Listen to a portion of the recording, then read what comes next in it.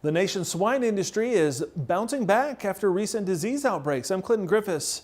Those outbreaks cut into the herd size and slashed productivity despite the use of modern technology and heightened biosecurity. AgDay's Rook joins us. And Michelle, just how big is this problem?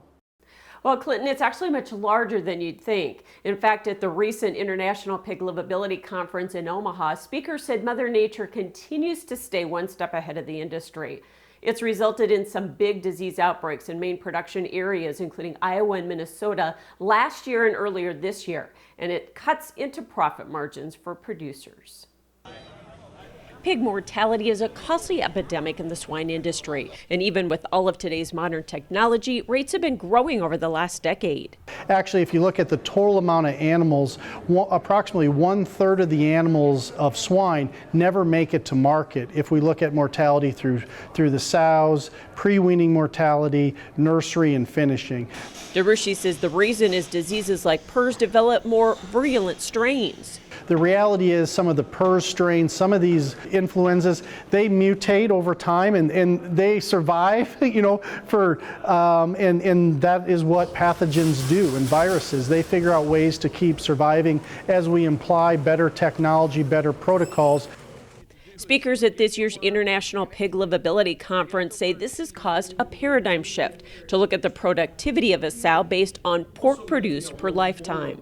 Now we get kind of the cumulative benefits of litter size, longevity of that sow, and also then the survivability and growth potential of those pigs that she did produce.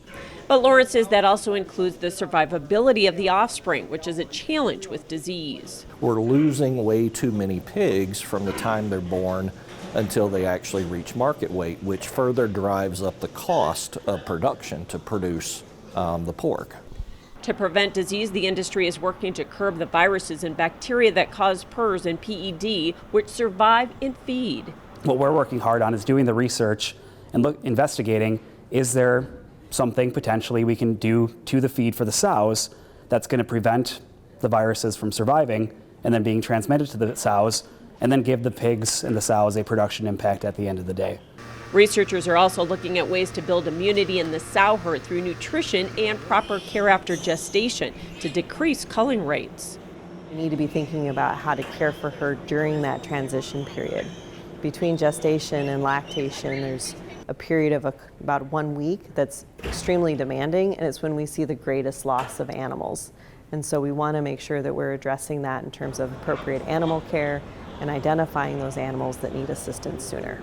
Otherwise, cull rates for gilts and sows can reach as high as 20%, cutting into producers' profits. I'm Rook reporting for AgDay.